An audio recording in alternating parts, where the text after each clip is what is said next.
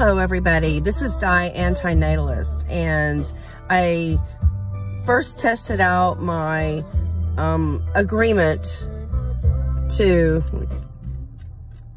not react when I see smokers, and this was my first episode of being able to test that out. I was at an estate sale, and the lady at the front desk was smoking, of all things. And you know, smokers are just not considerate. They're just they just have no clue about what consequences other people suffer as a result of their addiction.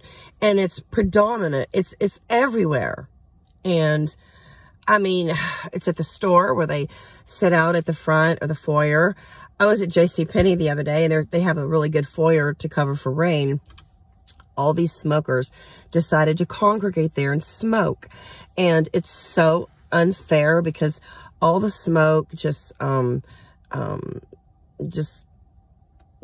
know, stayed in this particular area, and it didn't go anywhere. The smoke was like stuck in this hollow of a roof type thing.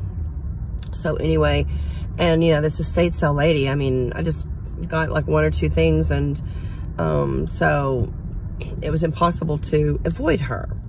And so what I did was pretty creative. I smell the smoke, you know, from a good 20 feet away, of course. And I didn't give her any emotion. I did not give her any feedback, any negativity, although I felt it. Yes, I did feel it. So, so then I navigated around her table, and I kind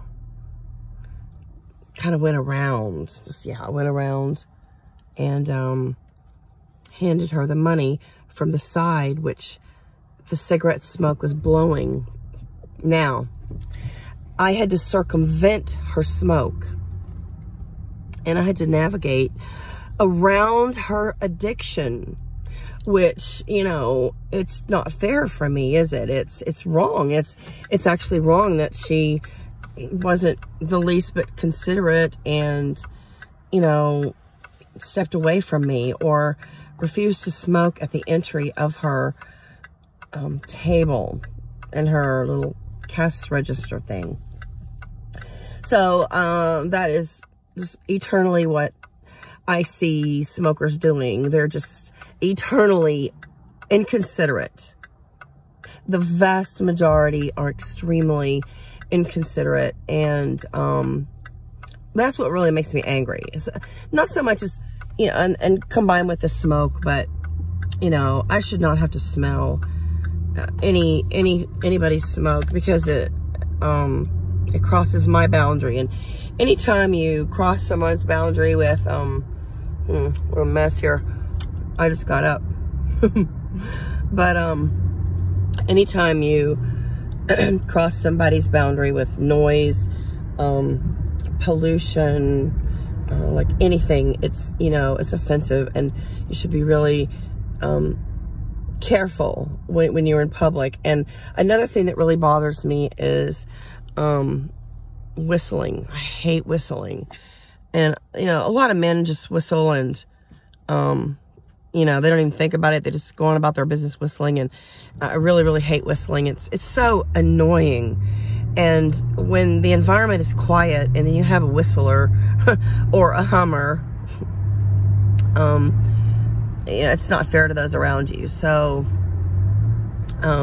if you're a smoker and you're watching this, just remember that if you want cooperation and tolerance, you do have to be respectful and considerate to other people. Flashing smoke into someone's face and not walking off away from where the public congregates is what you need to do to, you know, get more tolerance and get more favor. But I achieved my goal of not reacting. I mean, I did react inside. I mean, it's impossible for me not to react inside. So I did feel everything I felt before. I just didn't hurt her feelings. So I showed more empathy for her, even though she did not show empathy for me. Thank you for watching, and it's to the gym right now.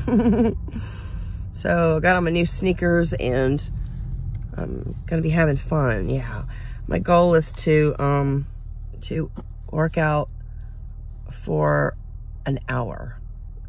So that'll go by really, really fast, because I'm gonna take the phone in and maybe just read some or listen to some videos on cooking or crafting or something of that nature to pass the time. And an hour will fly by really, really fast. And then maybe later on tonight, see some friends and get a bite to eat, and work on another project. I'm working on like several projects right now, so I'm pretty happy that I'm, you know, accomplishing some things.